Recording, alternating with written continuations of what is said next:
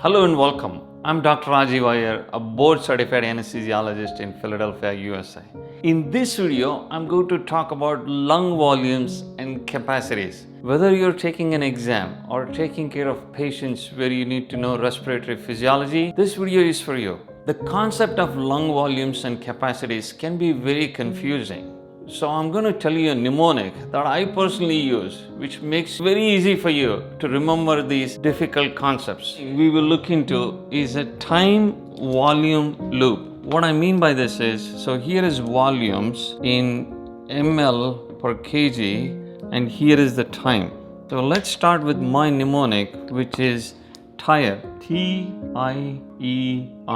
Now TIRE stands for tidal volume, I stands for inspiratory reserve volume, E stands for expiratory reserve volume, and R stands for residual volume.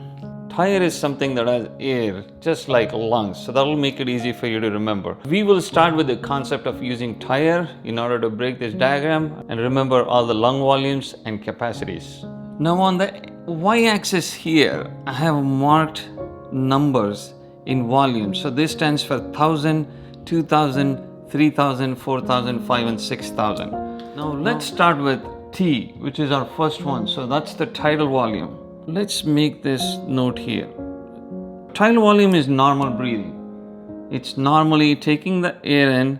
So this is inspiration, and coming down is the expiration. Now this part is the tidal volume. When someone is normally breathing, they're taking the air in and out. But there is also an opportunity we all have where we can take a big breath.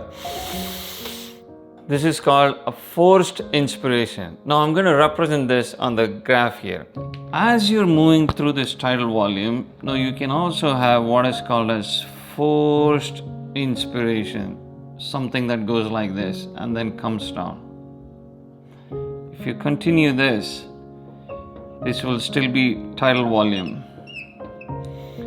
Now once you have this forced inspiration, then your tidal volume continues to flow. You see this? This forced inspiration is called inspiratory reserve volume. So meaning the volume of air that can be pulled in forcefully during an inspiration. Now, when you can pull in air forcefully, you can also expire air forcefully. Now, see the difference here. Try it out yourself. The amount of inspiration that you can do is always much more higher than the amount of air you can expire. And this expired, I'm going to represent on the graph here. Now, as you're coming down on the expired air, you have this graph going down, and this part is actually called the expiratory reserve volume. No matter how much forcefully you expire, there is always some remaining air in the lungs, and this remaining air is called residual volume. The alveoli does not fully collapse because there is a presence of a substance called surfactant that prevents the alveoli from collapsing. So there is always a little bit of air that's left in the lung, and this volume is called residual volume. And this thing is represented by this.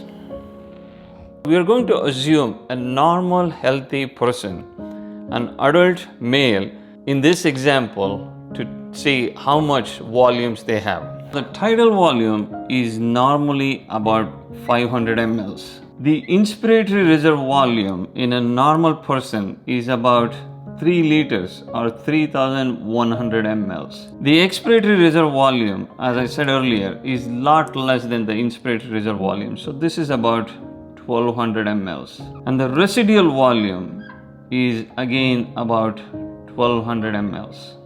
Does the volume make sense to you?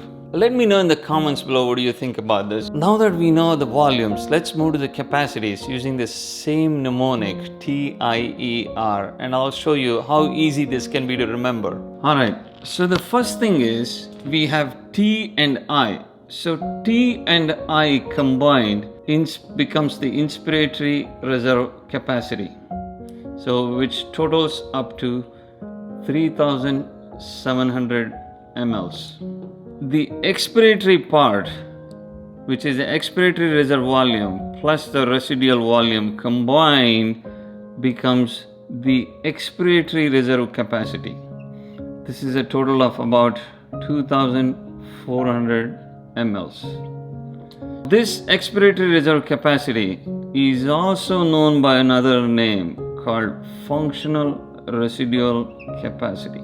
Now you see, when you hear about FRC being low in a patient, what this exactly means. Overall, there is less oxygen sitting in the lungs in someone with a reduced FRC. Does this make sense using respiratory physiology?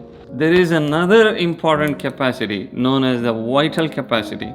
The vital capacity determines how much of air within the lungs can be taken in and also can be thrown out. So this is normal plus forceful. For that reason, the vital capacity now includes tidal volume, inspiratory reserve volume, and expiratory reserve volume. Vital capacity will now be 500 plus 3100 plus 1200, and that comes to 4800 mLs. Alright, now that I'm seeing the inspiratory reserve capacity, it's a simple math. 3100 plus 500 should have been 3600 ml. Again, this is all approximate numbers. This is based on an average adult male, and it could be different in a female. It could be different in the extremes of ages, like very old people and very young people. And finally, we have what is called as a combination of all these volumes, and this thing is called total lung capacity, or TLC, which comes to about 6000 mLs or 6 liters in total.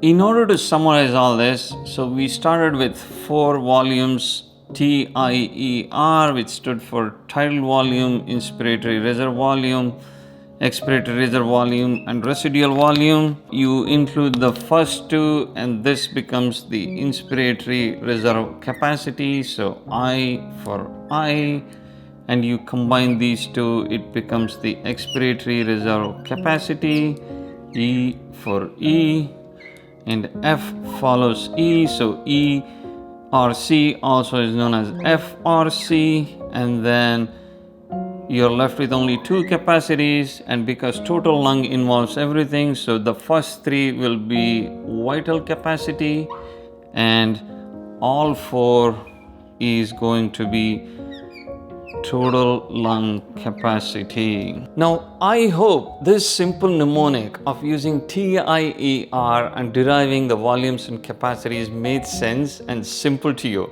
If you like this, don't forget to hit that like button. Do you have any other topics you want me to make a video on?